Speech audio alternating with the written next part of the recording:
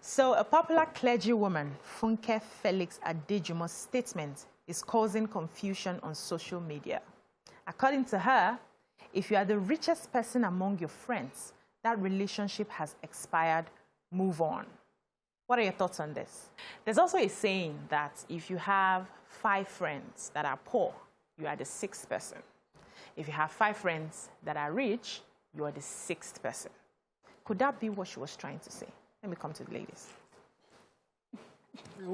I actually did a video saying exactly what you just said. Are you kidding? And I've not posted it. Like, I'll post it before we finish the show because I was wearing a different dress. And I mentioned, because I mentioned like you are number 6. You are number 6 of those you hang around with physically, as well as virtually, as well as intellectually. So there is no...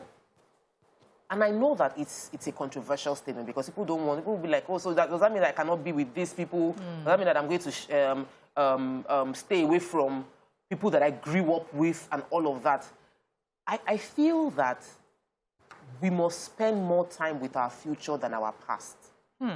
And I have said it at several speaking platforms that you know what your future looks like and you deliberately spend time in that future.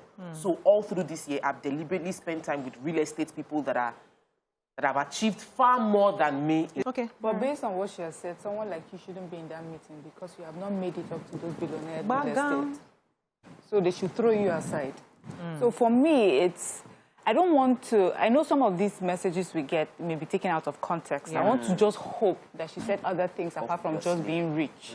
Because if that's what she said, I don't know how many billionaires that we know that they're a group of billionaires best friends.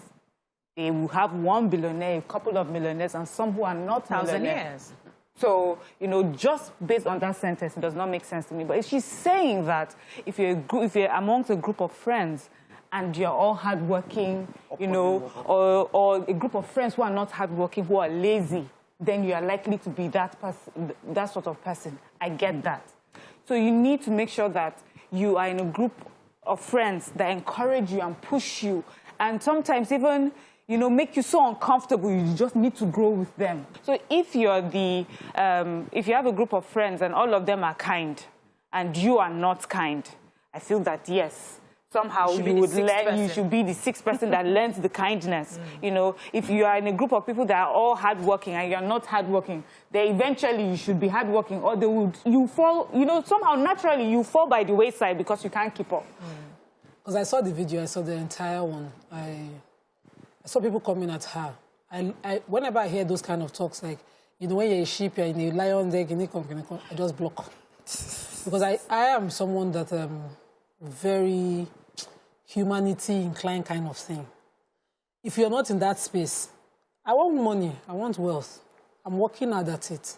I'm praying for the opportunities, but I'm not going to pick and select humans around me based on that. How you want to achieve your goals. People have done it.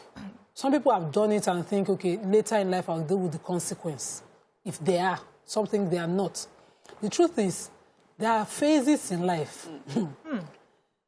If love, God, may God not test us. There are phases in your life.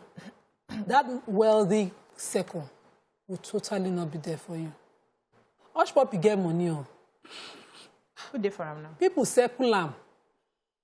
What did they happen now? Now, who circle am? Police. No, prisoners. So the truth is, if the trial come, I like that, Nyma. so you build relationships, you build it so deep. So I saw the clip, and I saw just a few minutes that was cut out. I wish I saw like the entire sermon so that I wouldn't be, so that I will understand the progression and the context. But the bits that I saw worried me because I felt the example that was given was not put in a way that. So I'm trying to be very careful of the sort of mentality we have around us, the sort of young men and women. Our generation is different. So the example of Joseph, that he deliberately made friends with people who had the king's ear, was not it for me. For me, Joseph's talent, his dreams, stood him out.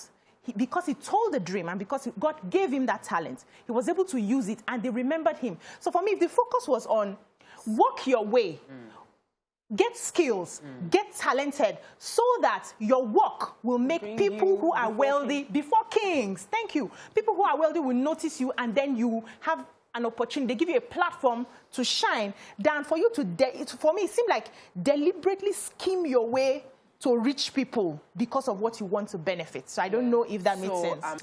So, and I also don't like this thing that happens with rich, like people, this excessive affiliation with financial wealth, because the truth is, Mrs. Mariah's mom, the statements that were following was not because she was the richest person in the world.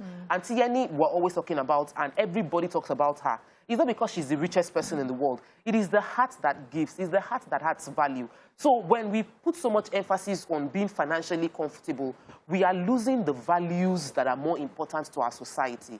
And it shouldn't happen from the church of God. All messages should be focusing on value-driven as opposed to financial benefit. And we do need money. We cannot overemphasize that, but we must let money be secondary to value, addition, impactful life, and those are the things that must be the forefront of every relationship that we're building.